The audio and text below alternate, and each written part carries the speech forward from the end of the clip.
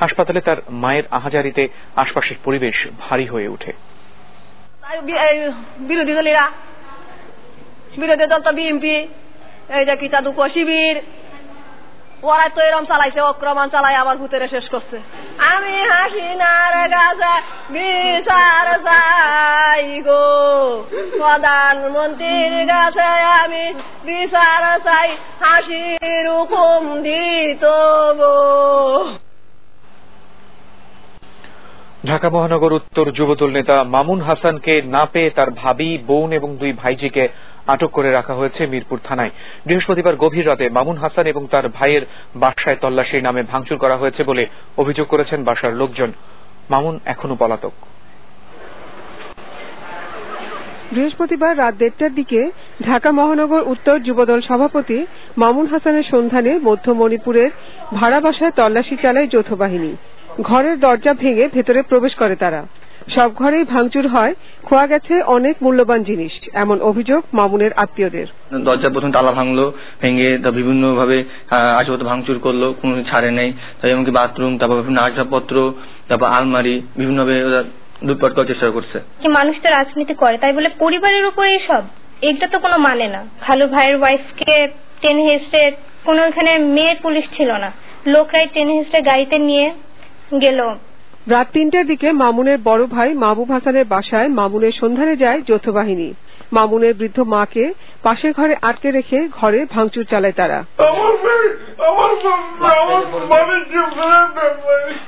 মামুনের ভাবি, দুই ভাইজি, বিবিএ পড়ুয়া মারিয়া এবং কলেজ পড়ুয়া মালিয়াকে সে রাতেই মিরপুর থানায় নিয়ে যাওয়া হয়। আমার ধাক্কা দিয়ে দরজাটা বন্ধ করে দিচ্ছে, আমার ছেলের আবার ধাক্কা দিয়ে এখানে বসাইছে, নাতি বসাইছে ভিতরে। কাছ থেকে এদের গাড়ি তুলে আসাইরা, তারপরে কাছ থেকে ধুম দারুম এই দরজা বন্ধ কইরা, পার্টিশনের দরজাটা বন্ধ করে আসাইরা, তারপরে বাঙ্গা চুরি শুরু করলো। আমি রাজনীতি করি না, আমি সবসময় বাইরে ছিলাম, বাইরে কোন দলের আমি নাই। তারপর এরকম করলো কি হিসাবে? প্রবাসী ছিল। সকালে খাবার নিয়ে মিরপুর থানায় গেলে মামুনের বোনকেও আটক করা হয়, তাকেও মারধর করা হয়েছে বলে অভিযোগ পরিবারের। এ বিষয়ে জানতে মিরপুর থানার ভারপ্রাপ্ত কর্মকর্তার সাথে যোগাযোগ করতে গেলে তাকে পাওয়া যায়নি। Nazia Afrin, ATN news, Dhaka. এদিকে যৌথ বাহিনীর অভিযানে গণগ্রেফতারের কোন ঘটনা ঘটছে না বলে দাবি করেছেন police মহাপরিদর্শক Hasan Mahmud Khandakar.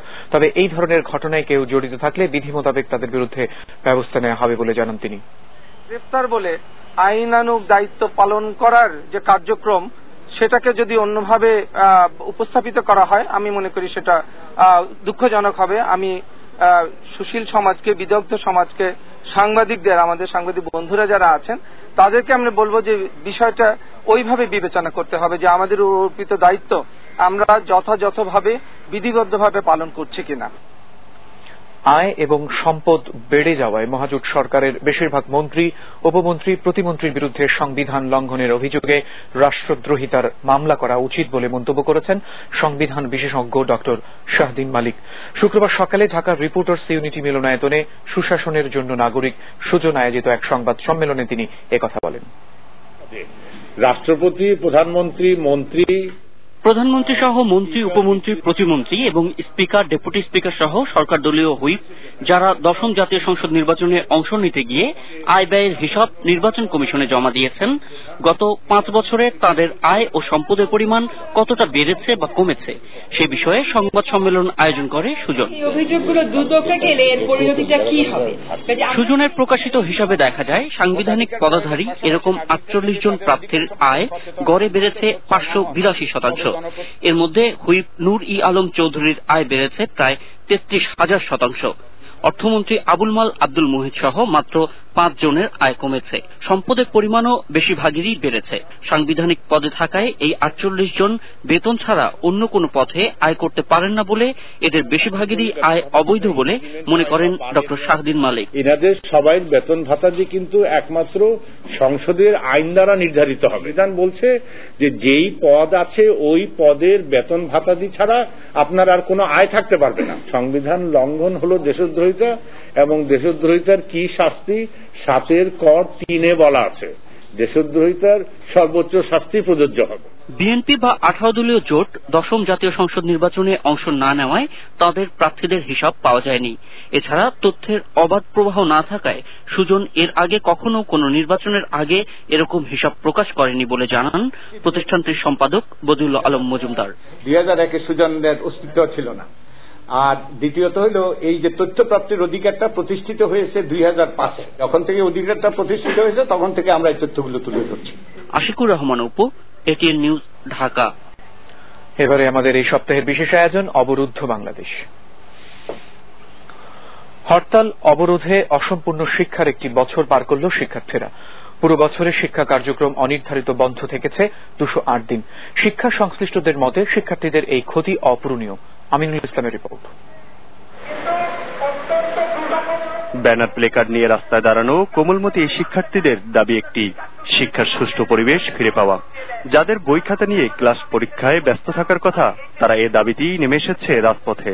Routine change, তারপর আমাদের পরীক্ষা যেগুলো তাড়াতাড়ি হওয়ার কথা ছিল সেগুলো 2 থেকে আড়াই সপ্তাহ এরকম করে পিছিয়ে গিয়েছে। পড়ালেখা করবো একটা সুস্থ মন মানসিকতা নিয়ে, এই টেনশন নিয়ে যে আমার বাবা মা আমাদের টেনশন করতেছে। সিলেবাস তো অনেক পিছিয়ে যাচ্ছে, পরীক্ষাগুলো নির্দিষ্ট সময় হচ্ছে না। আমরা ঠিক মতো লেখাপড়া করতে চাই, তাই শিক্ষার সুষ্ঠু একটি পরিবেশ, এই ভায়োলেন্স আমরা চাই না। পাঠ্য বই অনেকটা বাকি রেখেই এবার শিক্ষার্থীদের বসতে হয়েছিল পরীক্ষার কেন্দ্রে।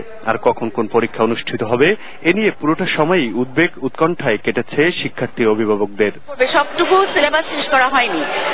এখন আমরা কোথায় পাচ্ছি এই ছেলেদেরকে পড়াবো যে বাধ্য আমাদের কোচিং এ যেতে হচ্ছে। আসলে তো আমাদের এখনকার সিচুয়েশন তো খুব রিস্কি আশা করছে। রাজনৈতিক অস্থিরতায় প্রথম বাধা আসে শিশুদের পিএসসি নামক পরীক্ষায়। রুটিন বেশ কয়েকবার পরিবর্তনের পর পরীক্ষা শেষ করা গেলেও ভোগান্তি সইতে হয়েছে শিক্ষার্থী অভিভাবকদের। শুধু তাদের নয়, প্রাথমিক মাধ্যমিকের প্রতিটি শ্রেণীর বার্ষিক পরীক্ষায় এবার পার করতে হয়েছে দীর্ঘ সময়।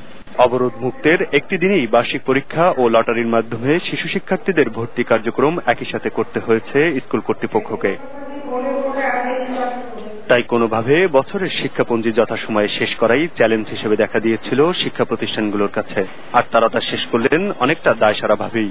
আমাদের যতগুলো ক্লাস আমাদের নেয়ার কথা বা যতগুলো পরীক্ষা অ্যারেঞ্জ করার কথা, সেটা কোনো স্কুল কলেজে খুব সম্ভব অ্যারেঞ্জ করতে পারেনি। পরীক্ষা নেওয়ার আমরা আপ্রাণ চেষ্টা করেছি। এরপরেও আমি ঊর্ধ্বতন কর্তৃপক্ষকে জানাবো যে আমি কিভাবে রেজাল্ট করব। হরতাল অবরোধে শিক্ষা খাতের এই ক্ষতি কেবল স্কুল কলেজ নয়, জট তৈরি করেছে উচ্চশিক্ষা ক্ষেত্রেও। অনেক বিশ্ববিদ্যালয়ের ভর্তি পরীক্ষা এখনো বাকি, তারিখ পরিবর্তন হয়েছে 4 থেকে 5 বার। তাই শিক্ষার এই ক্ষতিকে অর্থনৈতিক ক্ষতির চেয়েও অনেক বড় ক্ষতি হিসেবে দেখছেন শিক্ষা সংশ্লিষ্টরা। আমরা প্রায়শই বলে থাকি পরীক্ষা পেছাচ্ছে।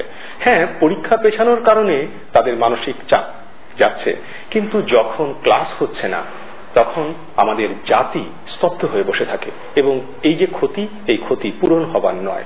রাজনৈতিক অস্থিরতা কাটিয়ে আবার কবে শিক্ষার স্বাভাবিক সময় ফিরে আসবে সেই প্রশ্নের সুরাহা এখনো হয়নি।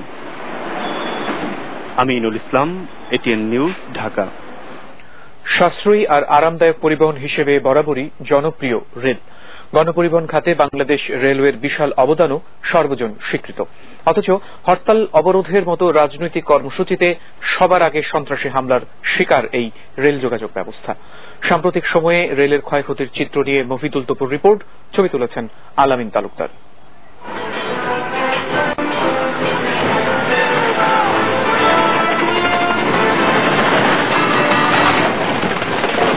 রূপালী পর্দায় এমন অ্যাকশন দৃশ্য দেখে অনেকে পুলকিত হলেও বাস্তব জীবনে এ ধরনের ঘটনার মুখোমুখি হওয়াটা মোটেও সুখকর নয়। সাধারণত যুদ্ধকালীন সময়ে সেনাবাহিনীর রসদ সরবরাহ বিঘ্নিত করতে রেল যোগাযোগ ব্যবস্থার উপর হামলা হয়ে থাকলেও বাংলাদেশের রেল ভ্রমণকারীরা গত প্রায় 1 বছর ধরেই এমন অভিজ্ঞতার মুখোমুখি হয়েছেন হরহামেশা। রেলের নিজস্ব হিসাব বলছে